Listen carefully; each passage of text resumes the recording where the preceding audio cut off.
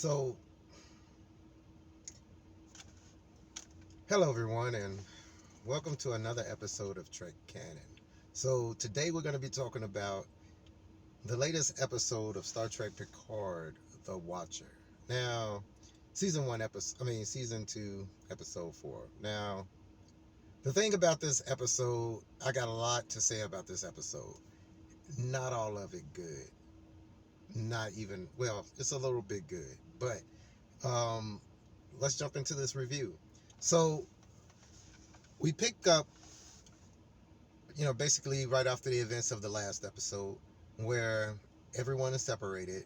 Seven and Ralphie are with each other. Rios is in a detention center.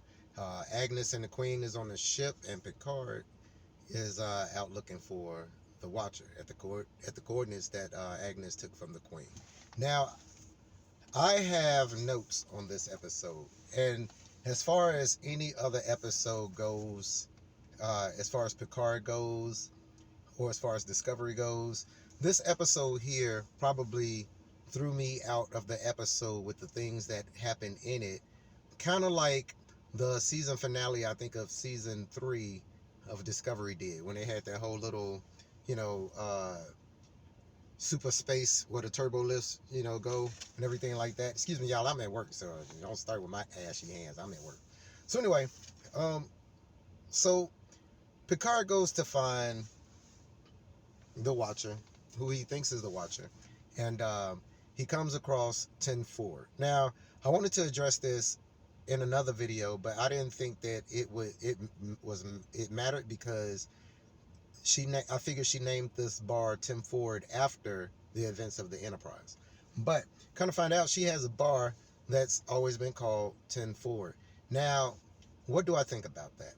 The thing about the name Tim Ford is that it comes from Deck 10 Ford area, all right, Ford most area, and that was the area on the Enterprise D called Tim Ford, all right, and that was the bar. Now, having Tim Ford named Tim Ford in the past, centuries before Guinan ever got on the Enterprise, it kind of it threw me out of it a little bit. But that was just a tiny thing. Now, one of the, you know what, I'm going to start with the things that threw me out of it first, because they're just going to be in my brain, in my front, and they're going to be messing with me. So let me just get this off the bat and get this off my chest. All right. Guinan. I understand, man. I really do understand that you can't have Guinan be Whoopi Goldberg for her young self. All right. That's fine. No problem. But at least get somebody who has the mannerisms or the body language. Get some writers who would write some things that Guinan would say. I don't, in all of the interaction that Picard had with Guinan during that whole interaction, not one time did I get the impression that this was the wise Guinan. Now, even even if you take the Guinan from the Mark Twain, from Time Zero episode, she was way more personable, more wise. She carried herself like Guinan. You know what I mean? So 200 years later, 250 years later, you trying to tell me that she didn't just regress? No. She didn't lost all her sense of humanity, all her love of humanity, of listening and all that kind of stuff. Basically everything that Guinan was turned different. And and I guess in the episode they tried to justify it by saying, well, uh, the the struggles of, because Guinan looks and appears to be African American, that the struggles and everything that she has been going through has put a dampener on the Guinan that we knew. And how is that possible in 2024 when she was just as spry way back in a overtly racist time period of Mark Twain? You know what I mean? So I don't understand why they had her be such a so pragmatic and so depressing. Now, also, Guinan fears the Watcher. Like, it seemed like Guinan was actually scared of this Watcher. And I call BS on that, because I have seen Guinan go toe to toe, face to face with Q, one of the most, arguably the most powerful being in Star Trek canon. You know what I mean? So what this Watcher would do to Guinan to make her more afraid than she would be to someone like Q, I really don't know. Now, let's talk about the fact that she did not, when she seen Picard come in, right? She didn't immediately be like, yo, Picard, man, hey, what you doing here? There's a few things about that. One, Guinan can tell when things are out of time, when time is whack, when time is going wrong. I understand time hasn't happened that way yet to where it would go different, but Picard is out of time, which means Guinan would be able to look at him and say, dude, you don't belong here. What's up? You know what I mean? Um, what else? She didn't know who Picard was. Like, did the writers even look at Time Zero? Do you know what I mean? Like, that was the basis of their whole entire friendship. That was the starting foundation of their whole friendship. You know what I'm saying? And you gonna tell me 250 years later, 250 years later, she don't know who he is, but she know who he is enough to join the Enterprise and come on this ship and serve as his bartender in the future? Come on, man, get out of here with that. Also, this time sickness.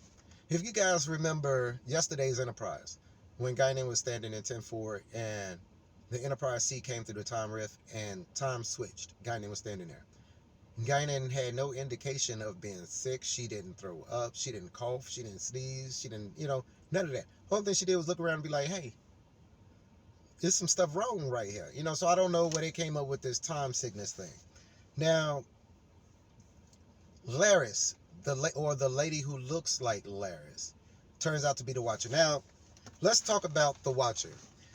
About a week before this episode, as a matter of fact, I think it was the same day that I seen episode 3, and they talked about the Watcher. I put out a video about who I think the Watcher would be based on in-canon events. Now, it was right. Now, a brother ain't gonna toot his own horn and nothing like that, But I was right. It's the actual Gary 7 Watchers. Now, the thing is that they already jumped to supervisor rank. They say it's a supervisor here on Earth that's that's watching out for these things. And I'm like, well, hold up. Supervisors don't do that. Their subordinates do that. And if they can't get in touch with their subordinates or something's going wrong with the mission or something like that, then one of the supervisors will show up, just like in Operation Earth with Gary 7. Now, so I'm happy that they decided to at least know something about canon to re-include those guys, which and I'll leave the video link to that below in this video so that you guys can know about a little bit about the history of the Watchers and where they come from, what episodes that they were in or what episode they were in.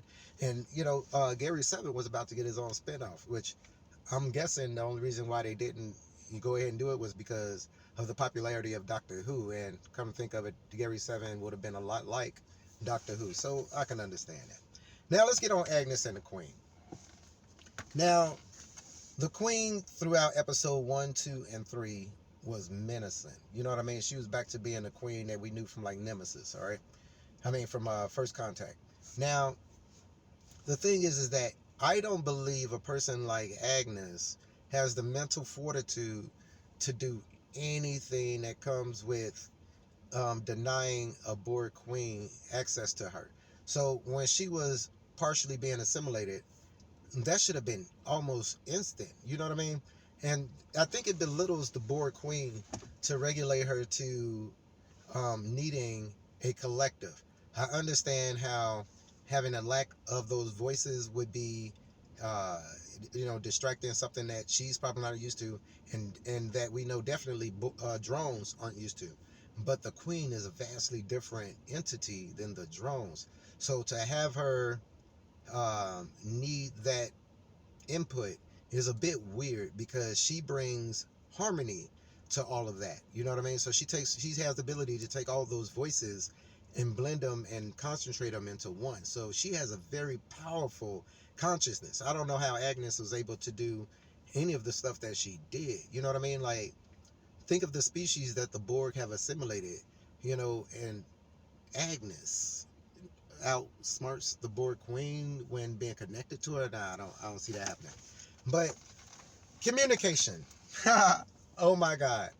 Now, Rios's ship is far more advanced than, say, a bird of prey from, say, 300 years ago, from, say, Kirk days, from, say, a movie like The Voyage Home, where they landed a bird of prey in the park. Everybody went to go find what they needed to find, and there was absolutely no communications issues. And the reason is because we know that the communicators in the ship have their own system. You know what I mean? Like, why would we need relays positioned around Earth when when we know that's not something that they need in canon? If that's the case, how do they communicate when they go to another world and they're on the planet? You know what I mean? Like, how do they do that? Do they need relays? Do they have to, jettison relays around the planet, a new planet that they go and visit? Like, I don't know why they decided to put that in there, to add like some type of drama, to add some type of, increased stakes, but nah. Also, the punk rocker scene. And, I think his name is Kirk, but he was the executive producer of the original movie, well, not the original movie, the original series, Voyage Home episode, where he played the same role. He was executive producer and everything, but he played the same role as the punk rocker on the bus. Now, I really like the fact that they pay homage to that, but the thing is this: when's the last time anybody has ever seen a punk rocker? A punk rocker? I mean, really, when's the last time y'all seen a punk rocker? I haven't seen a punk rocker in a minute. When I say a minute, I mean like at least a decade. I have not seen anybody with punk rocker. That being said, when was the last time anybody seen anybody walking around with a boom box, blasting it anywhere? They could have used a Bluetooth speaker, man, anything but an actual boom box, man, with what looked like a tape deck and everything, man, a straight up old antique. Nah. And then, how it played out at the end, I guess, would be indicative of today's standards of how we would engage socially in that setting. So to have it change to something like that it threw me off for a bit, because I was expecting, Seven to give him the Vulcan neck pincher, Ralphie to probably kick him in the face, but it wouldn't be quite Starfleet of us. But that was a nice homage to that, and I'm happy that they put that in there. That it would take place in a whole different, that punk rocker dude been on the bus for a minute. I think he needs to figure out how to get himself a car or something, man, because he's been riding public transportation for the last 40 years. Anyway, so Seven driving a car. It's not far-fetched, because, hell, Sulu was driving a helicopter. He ain't used to that. And the only thing I could think, of is this. I found an old VCR, and I let my son play with it. And he had no idea how to work this VCR. None. Not a clue how to work this VCR. As a matter of fact, when we opened it up to see how it works, he was utterly fascinated by the mechanics and everything and all the moving parts. Like, it blew his mind. All right. So I find it hard to believe. I can understand how Sulu, being a pilot, could, maybe he's got some type of Tom Paris type thing where he has antiques that he go and, practice on, and, all that. But Seven has never driven a car. Only time Seven has ever seen a car was, what was in the episode, in Voyager, where the 117 or the 357, or I forget what it was called, but they ran across those Amelia Earhart and all those guys with the truck that was floating in space. That was the only time Seven ever seen a car. So to have her be able to drive it, very weird. Well, she didn't really do a good job, but even what she did. Now, to teleport away in front of everybody, I'm gonna have to assume would definitely probably go on somebody's report and probably end up having some type of impact on the timeline. Even in the old episode, I believe it was, where Kirk went back in time and they ended up running across that Air Force pilot. Um, Even they had the sense to be able to be like, yeah, we're gonna need to go get that footage. Radar. Why the hell didn't the radar of the day back in the 80s was able to pick up a bird of prey. They didn't even mention the fact that they came straight from the sun, by the way, way faster than 8 minutes. to get to Earth. I mean, like they cleared the sun and Earth was just sitting right there. Like I don't know how they felt that happened, but they came from the sun, uncloaked, all the way to Earth, through Earth's atmosphere down to the surface, and nobody mentioned anything that got to do with surveillance radar being picked up on that, any of that. You know what I mean? So whatever. Now, Rios and the Doctor is. I think it's too easy to have the only Hispanic in the episode now faced with ICE and immigration and all of the things that come with that as soon as he gets back in time. Um, I understand he don't have ID and all that kind of stuff on him, didn't want to go to a hospital, got raided by ICE, la la la la la.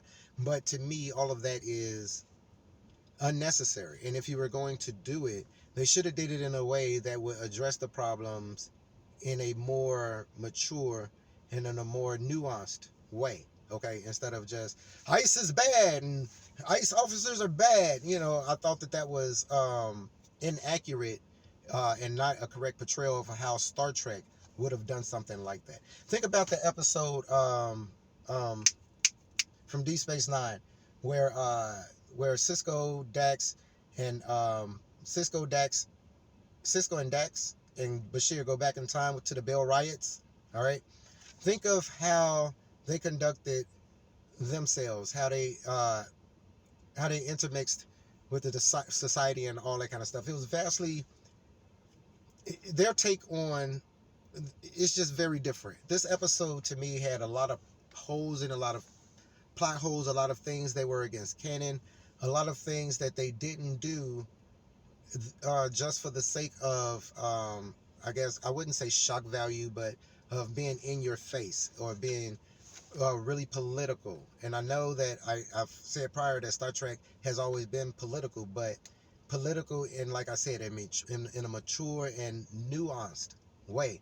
Like even with Loki and Bill, you know, from the original series, even with their situation, uh, it still had so much nuance in it, you know, that you could talk about, that you could pick apart, that you could discuss, no matter whether you was on Loki's side or you was on Bill's side.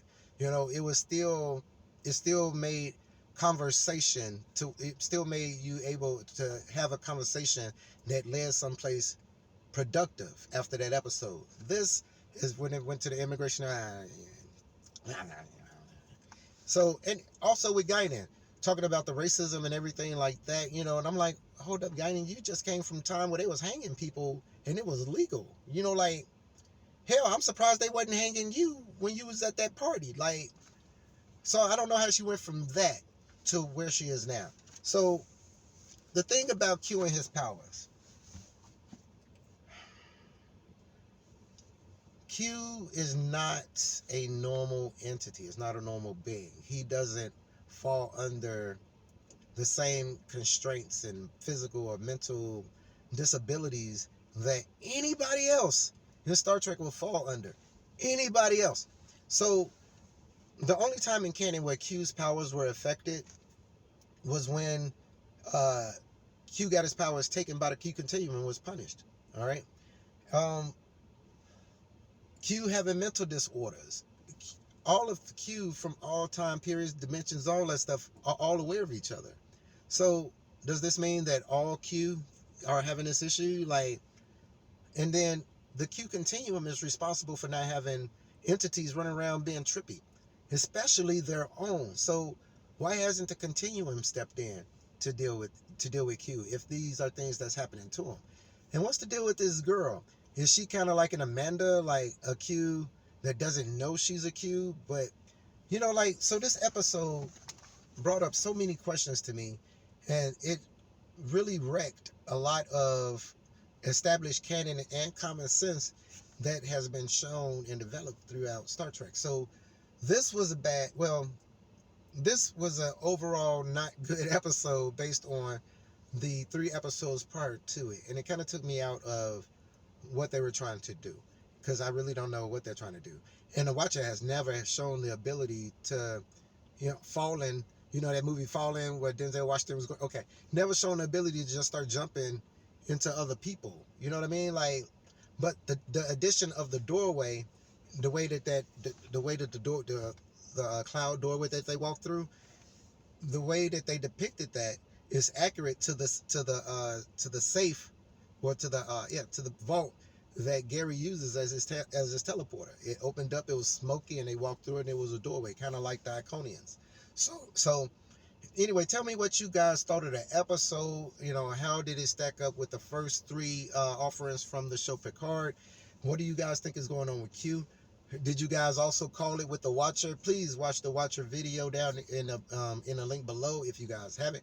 I don't even think I'm gonna put graphics to this, because I don't think I'm gonna waste my time with it, because I'm gonna just call this a bootleg review, because I was not impressed with this particular episode. Really, like, there's no way in the world Seven would have got as far as she did in that car with all the cops chasing her. I didn't see footage on. Hell, I used to stay in LA. Cops flying all around. Look, nah. That episode, nah.